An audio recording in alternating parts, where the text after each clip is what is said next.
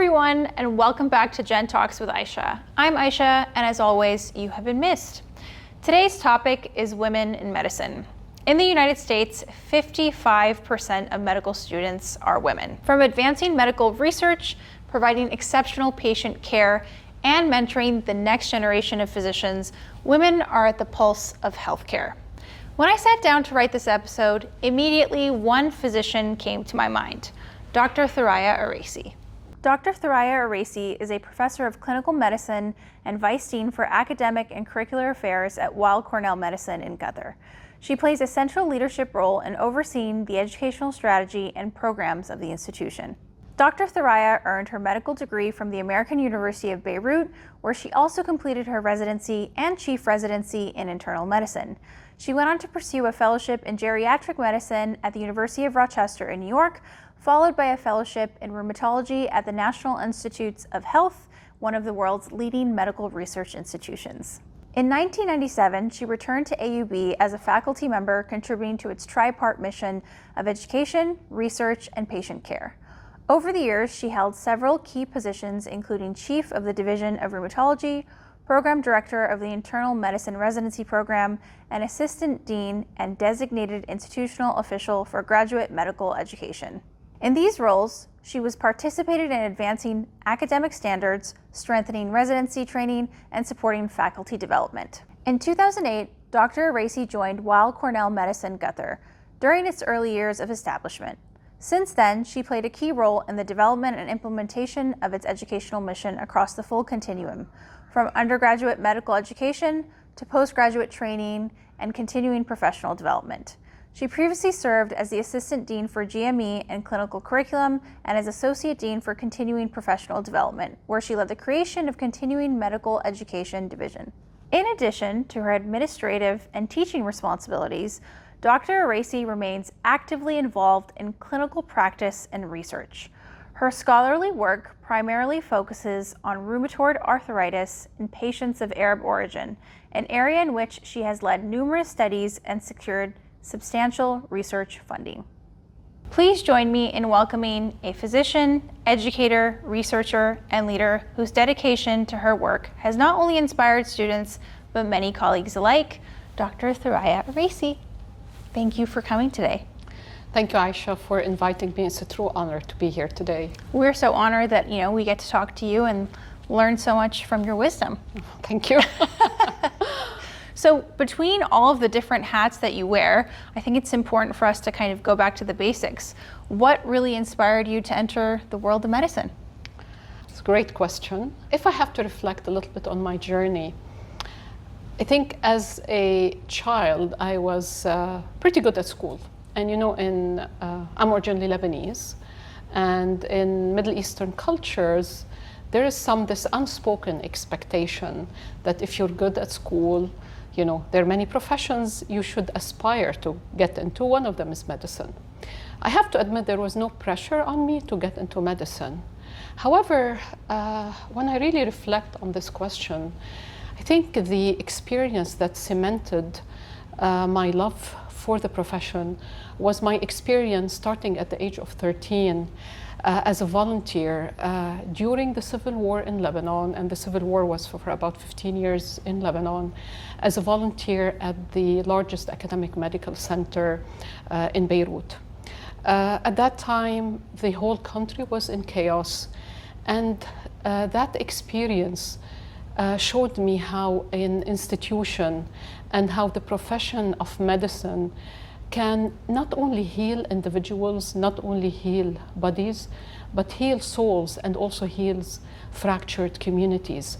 So I think the experience there, which I volunteered for 10, 12 years as of the age of 13, cemented in me the love of medicine and also highlighted something else for me, which of course I have learned many, many years later, is that as people have visions and they can inspire us, also institutions can have visions and inspire us.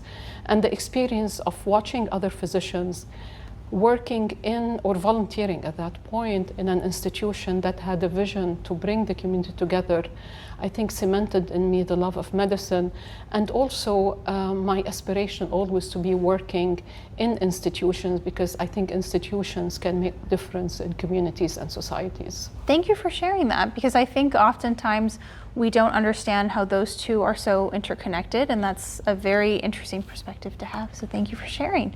I wanted to actually know a little bit more about your training experience. So I started my journey as a physician in a medical school in Lebanon at the American University of Beirut. And then I left to the United States where, as you've probably the audience heard from my bio, have done internal medicine, then geriatrics, then rheumatology. And that experience was very transformational for me, moving from one country to another, being exposed to a different culture, a different healthcare culture, taking care of a variety of patients with a variety of health conditions. When I reflect on that journey, I guess I always think of how did that created the foundation for me to move forward in my career. And my days specifically at the University of Rochester in upstate New York provided me with the first experience of being in a leadership position. My first leadership position was as a chief resident after the completion of my internal medicine residency training. And at that point, you're young. I was in my 20s.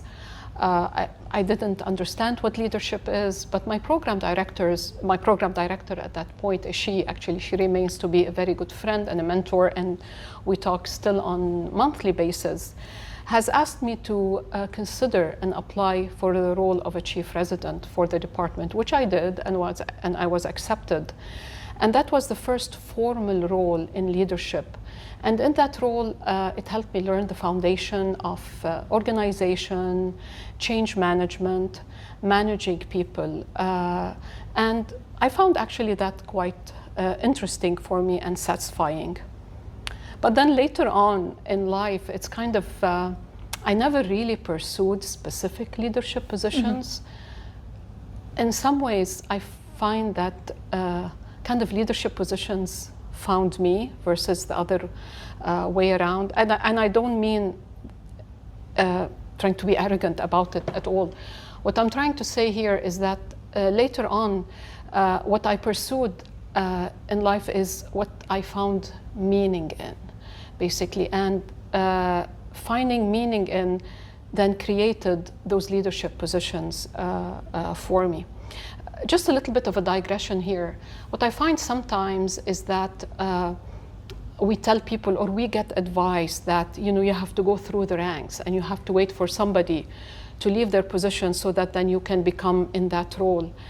And sometimes I look back at this and I find that this is an unfortunate advice that we give to colleagues, to our mentees, to our students, to our colleagues, because it might be blinding about leadership roles that are present, right next to them, but they're unable to see them.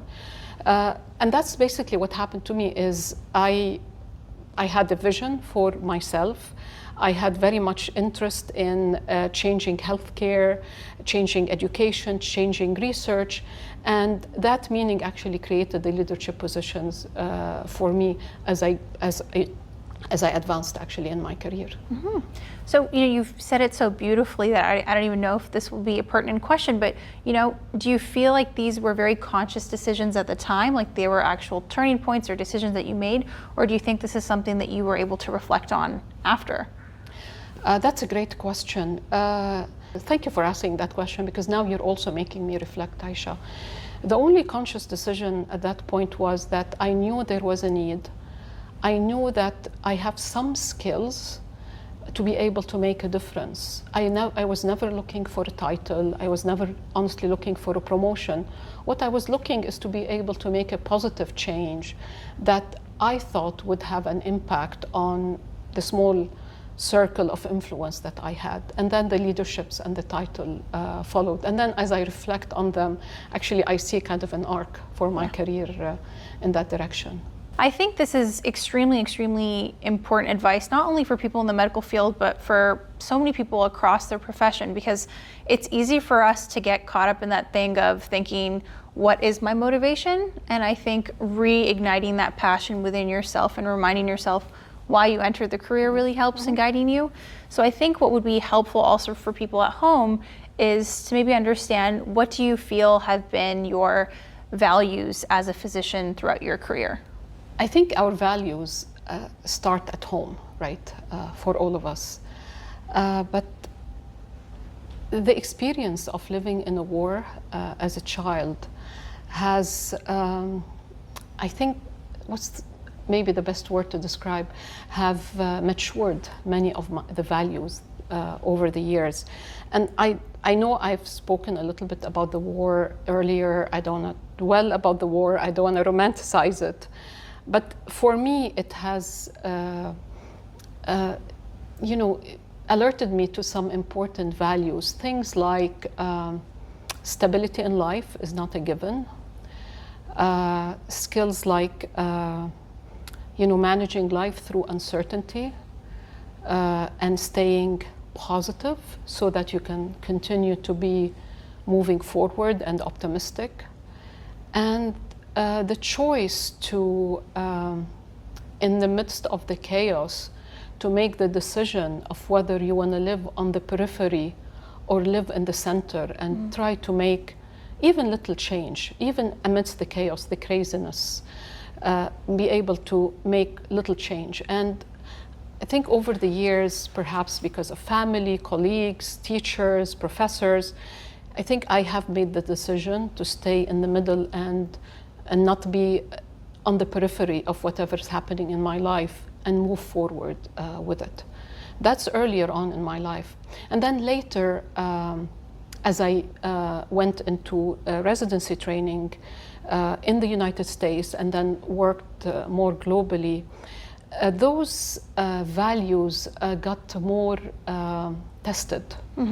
And that's very critical because, as young adults, we think our values are fixed. And it is true, we all have to have a set of values, but we also need to understand when those values need to be bent. And that was tested in healthcare because many times, you are taking care of patients or a family where their values are different from yours.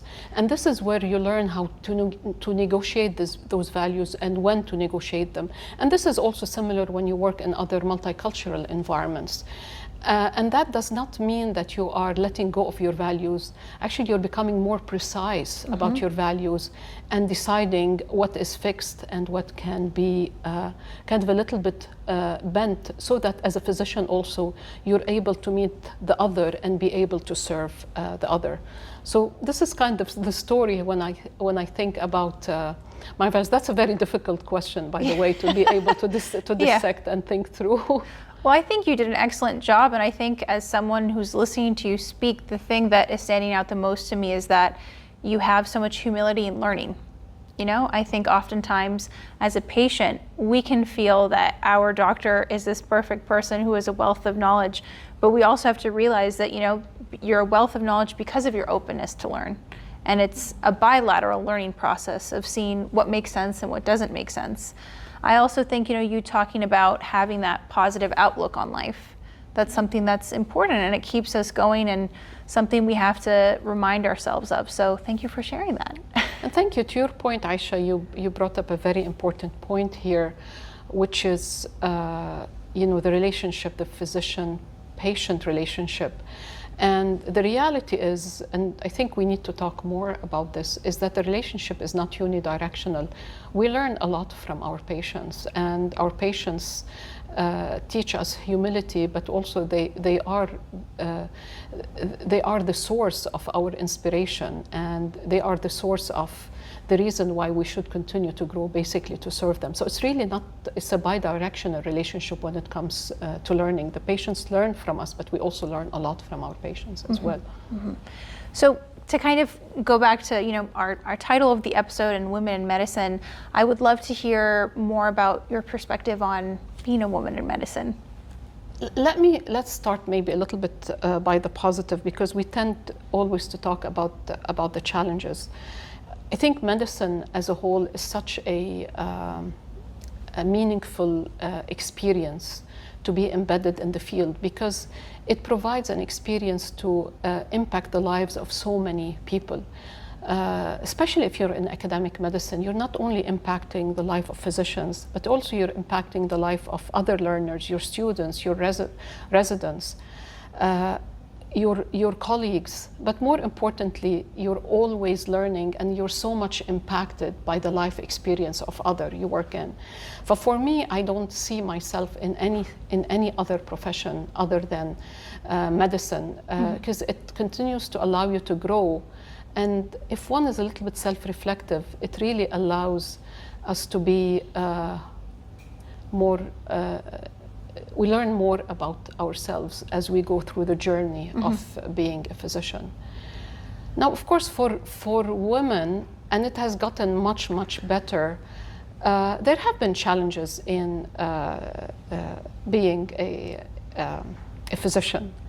Maybe the first most common one is credibility. You know, I think it's harder for women and continues to be harder, and not in all specialties. In some specialties, to be seen as credible in your area of expertise. So let me share with you a little story. This is when I started my career as a physician. I was as a faculty member or as a consultant. I was in my early 30s, and a senior colleague referred a patient to my clinic because she had a complex rheumatologic disorder. And I looked quite young at that point, and the woman, much older, enters my clinic, and she looks at me and said, "I can't believe he referred me to a woman, and a young woman as well. Do you know what you're doing?" And of course, over the years, she, as having somebody with rheumatologic disorder, those are chronic issues, so she continued to be a patient with me over the years. But then, of course, the relationship has changed because she, of course, realized, that I had the experience, I had the ability to communicate with her. She had improved, but and then myself, over the years, as you develop more confidence in your experience, I continue to hear this, but it doesn't affect me as it did early on. So early on, that relationship, which I, now laugh a lot about it, and she and I haven't seen her in years now, but we used to talk about it and laugh about it, really impressed on me the importance of having support early on in the woman's career so that you are seen as credible. And I think that older physician who was my professor, who referred her to me, was actually signaling to her that I was credible enough, but it really took time for her to figure out that relationship. So that's, I think, the first one. The other area that I find challenging for women in medicine is feeling isolated, because there are not many of us in the field. And again, I have to say that has changed, and I started in medicine. It's still, especially in the surgical specialty, there are fewer women than there are in other specialties. So that can be challenging, because you don't see somebody like you who sits at the table. You might be the only person in the operating room who's a woman. And what helps a lot with the isolation is having the right mentors. I had many mentors. I was very fortunate in my career to have mentors, and many mentors who were men, actually, who provided that sounding board for me to discuss those isolation issues, to see, like, I'm the only one, what do I do? How do I negotiate? How do I communicate? So I see that those were, I think, the biggest challenges that I had experienced as a woman in medicine. It's interesting because you bring up those two problems, but it's almost like they both have their own solutions. So you spoke about where credibility and isolation, right? And I think the way that you approach it is very smart, that you spoke to your mentor about it, And obviously when we experience a problem, whether it's feeling like someone's questioning our credibility or we're feeling isolated, speaking to someone about a problem halves the problem, right? Sometimes I think, I don't work in medicine, but I often know that when we're experiencing something in isolation in our career, we can feel that we must solve this on our own, and that the person who's going to find the solution has to be us only. But that's not necessarily true. Speaking to someone else not only gives us another perspective, but it also reminds us that maybe there's something we're not seeing, and maybe that mentor's been where we've been before. Exactly. And trying to reach out to mentors, men and women. Of course. It definitely allows us to grow and see different perspectives. And exactly as you mentioned, sometimes you see problems that are bigger than the reality, but when you talk to someone and they start dissecting it for you and help you find solution, it becomes much easier to solve. And you kind of, because it's, it's the same thing of when someone comes to you for advice, you're able to give it easily. And then when you are in a problem, you're almost like, oh my goodness, I feel as if I'm lost. But, you make things a little less personal and you can problem solve them and it feels better. And I think that that's one of the best things that we can do. Regarding the credibility thing, if there's someone at home that's watching that's experiencing something similar, what is like one, I guess, mini advice that you would give them about, kind of calming themselves down if they're in the situation, or what's a way to approach it? That credibility piece, at least this is very, very personal approach, and maybe not everyone would agree with that, is for me, it has to do with a little bit of anxiety and fear of failure, right? We sometimes talk about imposter syndrome, right? When we think about that. And imposter syndrome, by the way, does not necessarily disappear. Doesn't disappear with titles, doesn't disappear with years. It's, I still have imposter syndrome. Some of it is good because it keeps us on our toes, right? We need to think about it. Sometimes when I reflect on it, I think it's like, is it really about the task, or is it about something else? So the way let me give you maybe a quick answer to your question is, how do I deal with it? I deal with it by doing, right? Like, I'm worried about this thing. I know that I'm competent about it. I'm going to do it, because there's nothing that improves our self-confidence more than doing and succeeding and doing again.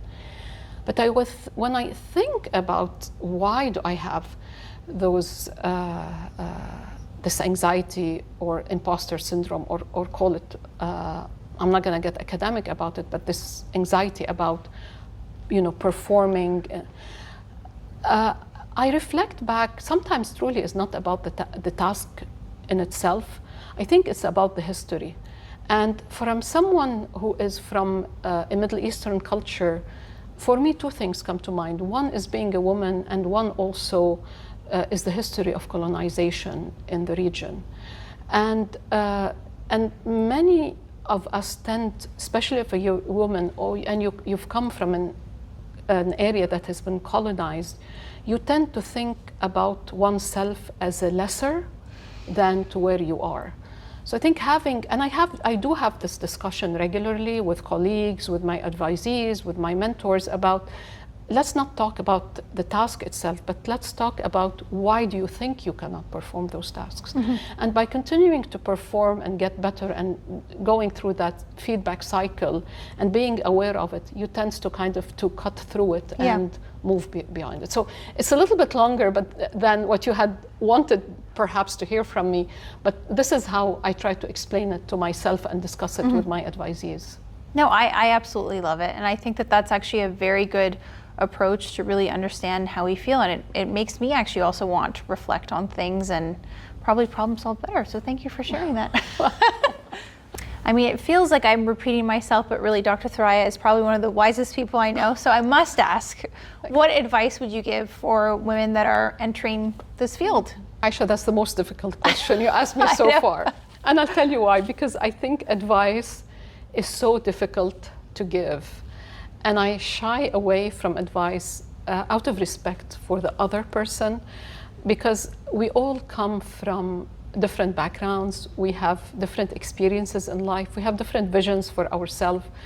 So I'm always worried about advice, because I don't want anyone to assume that my advice, people should follow exactly what I tell them. You know, we talk about precision medicine nowadays. I think we should also talk about precision advice. Precision advice, Everybody has a different experience. But in general, reflecting back on my career, I mean, there are a few things maybe I can share. One is having somebody who is a sounding board. Find a mentor. And finding a mentor, sometimes what I found is that individuals, young physicians, want to identify with a mentor who has the shiniest CV, or he's on TV, very charismatic. This is great, but that's not necessarily the right mentor. May not be, the right mentor. So it's very important to feel that you can identify a mentor who is willing to listen to you, who's willing to give you hard advice sometimes you may not want to hear. And this mentor may not be somebody senior. They might be a colleague, might be just a couple of years ahead of you. So having somebody who you can really reflect with and who's honest with you is very critical. Another term that is important here is sponsorship. Sponsorship and mentorship are different. Sponsorship is somebody who is willing to open doors for you. They may or may not be your mentor, but that's somebody who is willing to, in meetings, suggest somebody to take a new role, be in a project, and trying to identify a sponsor, or going to somebody and asking them, this is what I've done, would you be willing to speak about me for this role? I think this is important. I think overall, if you look at the literature, we know that women are over-mentored and under-sponsored. And that's something that the responsibility is on both ways. The responsibility on these institutions, but also us, we have the responsibility to be able to identify sponsors and be comfortable talking to them.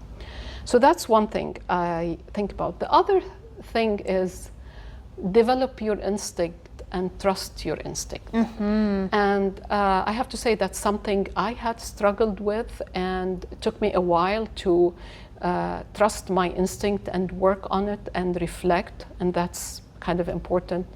And the third piece, which I have to admit I've done very poorly in my career, is do not lose your hobbies and find something else to enjoy in life other than your career. I have to admit that's something I'm terrible at, but I think that would be important for us to continue to have a whole life, especially as we get older. In our get older in age. Well, at least you're admitting it, and maybe our next podcast can be on hobbies. So that's a start. But I will say, I really think it's interesting where you're talking about, picking the right mentor. And I often think, across the board, the most normal human emotion is to be seen for who you are. And that comes with, of course, someone listening to you. But like you said, it comes with someone telling you advice that's hard to listen to. You then mentioned the instinct thing. And oftentimes, whether it's online or even colloquial, just chatting with your friends, you say, trust your gut. What does your gut say? And I think, at least from my perspective, perhaps, it always feels like this trait that is tied a little bit with emotion. And when it comes to logical decisions, you might think that those two things are separate. But I almost feel that the gut and the instinct, it's actually the precursor. I feel that it calms us down to then sit with ourselves and say, okay, what's the A to Z that we have to go through? What are the logical steps? But, emotion and logic have to be together sometimes. That's okay. They can't really exist without each other. So I really appreciate that you said that as an emotional person. No, so very well said, Aisha. Very well said. Because we always say you have to be logical. Yes. But also the gut feeling comes from experience, right? Exactly. And we have to realize that and trust it.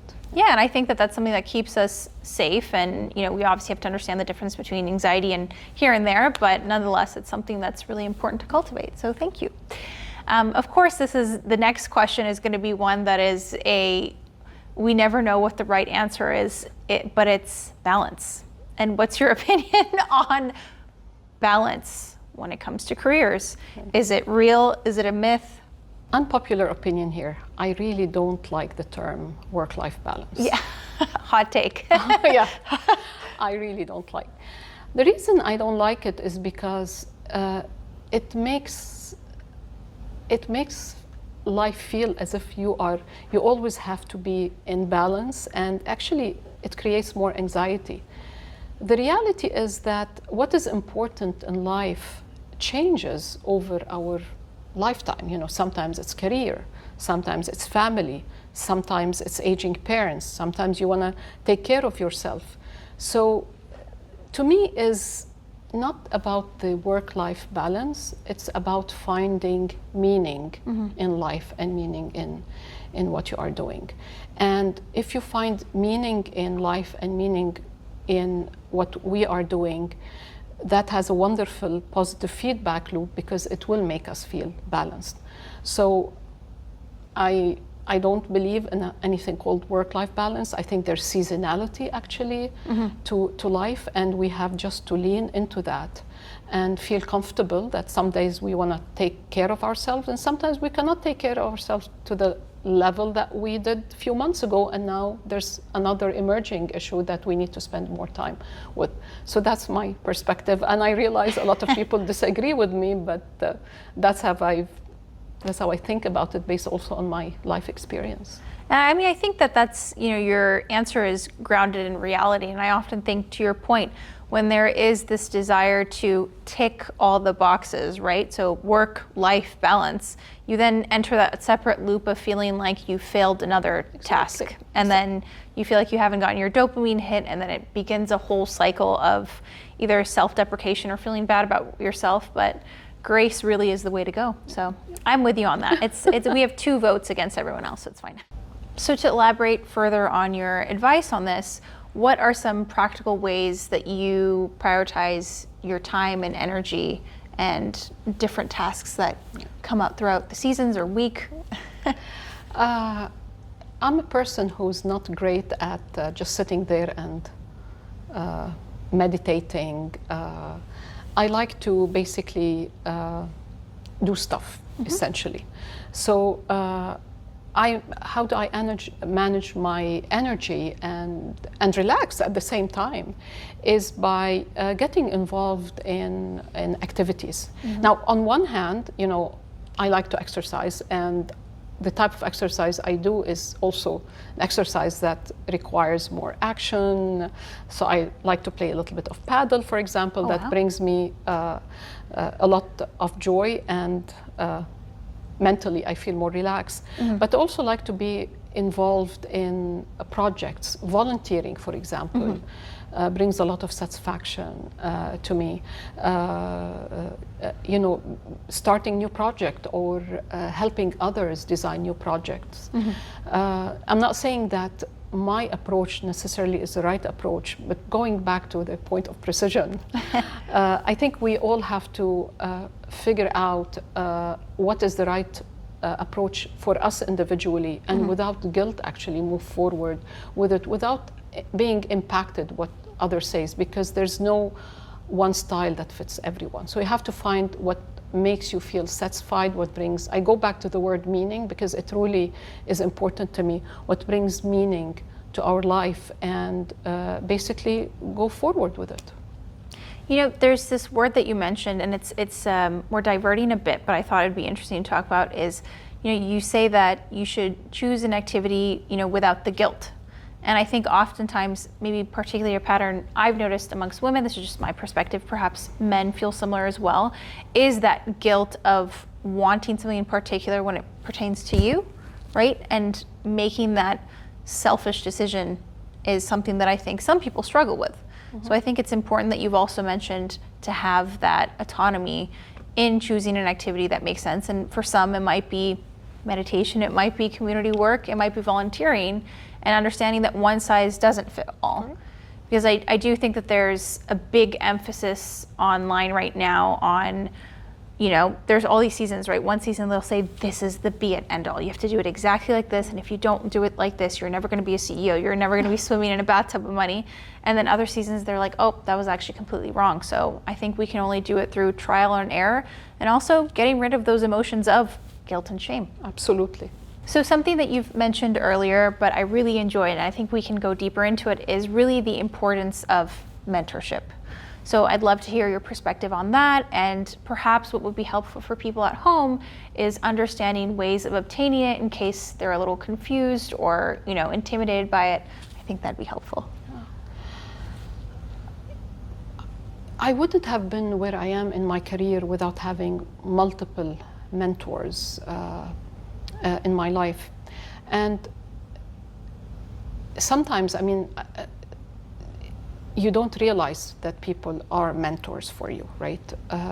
But you look back and you have individuals, we have individuals in our lives who had made a big difference in whether it's our personal life, or whether it's our career progress.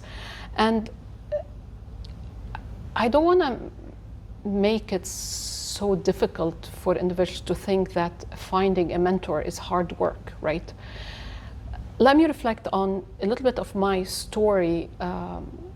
For example, mentors to me are individuals, as we've mentioned earlier, who are there to support you, to help you in reflecting with them, to be able to tell you right in your face when you are right and when you are wrong, with a lot of love at the same time. And individuals who've done that for me in my life has been my husband, who's been a wonderful support for me throughout my career, and other faculty members, both men and women, who would either, without me going to them, just see something in you and come and give you advice and give you feedback and kind of guide you in how to improve your life or advance your career. So when somebody comes to you and try to give you advice, it's because they care, right? Mm-hmm. People don't care, they're not going to come to you and give you advice. True.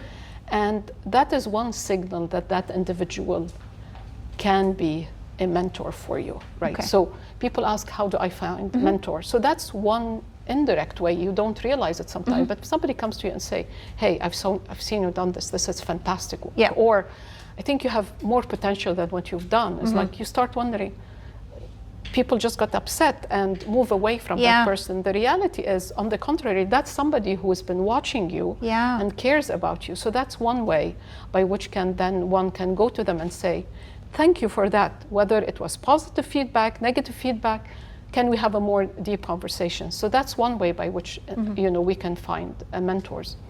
The other way one can find mentors is through observing individuals who you can identify with. And identifying with them, as we mentioned there, it doesn't have to be somebody who has this flashy career necessarily, but somebody who you might share the same values with them, or they had a similar life experience like you've had, or similar struggles in life, and then you can go to them and say, I'm having those issues, how can we work together, because I've seen that you have you struggled in life, you had financial issues, now you've become a faculty member. So having, looking for people who you share life experiences or value is another way by which you find a mentor. Also, something that I've also learned is that mentors don't have always to be older than you. There's something I strongly believe in, which is reverse mentorship, right? Especially now in the era of technology, I actually depend on junior colleagues, sometimes on students, really, is to come and let's discuss, show me how do you do this, how did it work, why? Social media is like, what's your perspective on social media? I was not born in the era of technology and social media. So also reverse mentorship is important. So one need to look at, what skills one need to develop, and not be afraid, actually be humble to reach out to others, to learn from them, so that then they can help you advance your career. Patients, by the way, sometimes can be mentors, because patients have lived an experience that we as physicians may not have lived through, and learning through their experience can be another way of being a mentorship. So basically, mentorship is not only having one mentor, but having a variety of mentors that may change throughout your career. That will help you develop not only your career, but the individual, you know, because that's as important as career development as well. Got it. Well, thank you so much for sharing that. And I think, once again, all of what you've been saying, it really reminds us also the importance of patience and grace, and having the openness to learn from someone else, which is important. And I think oftentimes a lot of people sitting at home might not understand, like what you said about the bilateral mentorship. I mean, I honestly did not think about it until you mentioned it. So I've been thinking about that since, and I've gained a better perspective. So thank you so much for sharing all of your wisdom. Everyone at home is so lucky.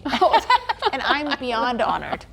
Thank you. Yes. Thank you very much, Aisha. I mean, you know, before I get your closing remarks, I just wanted to share some of my own. I mean, I am beyond honored to be sitting with you, but in general, I think the reason and my motivation of doing today's episode was really understanding how powerful women are and how lucky we are to be around them. And I think also understanding that taking time to have these conversations is not something that you should ever feel isolated about. You might be watching this alone at home, folding laundry, but you should know that there's people out there who want to see you do well, who want to make sure that you're improving on yourself. And if you're someone who's in medical school, I mean, you have a lifelong journey to look forward to and enjoy. And if you're a patient, I hope that this serves as a means of seeing your doctor as a human, you know, and wanting to have that conversation with them, and understanding that, you know, doctors put in so much work and they work on their character to be great caretakers to all of us. So having that humility and grace for them not only is going to be just good in general, but it promotes a better patient-doctor relationship, which in turn improves our patient care. And that's what's the most important thing. And yeah. Thank you, Aisha. It's a pleasure also to be here. Thank you for inviting me. It also helped me reflect on important topics that I don't spend a lot of time thinking about. So thank you for inviting me to be part of your show. My pleasure. So if you liked today's episode and you'd like to see more, please make sure to comment, like, subscribe, and follow us on Gen Talks. Thank you, Aisha, for inviting me to your show. My pleasure. If you like this episode, please like and send us our comments. Thank you.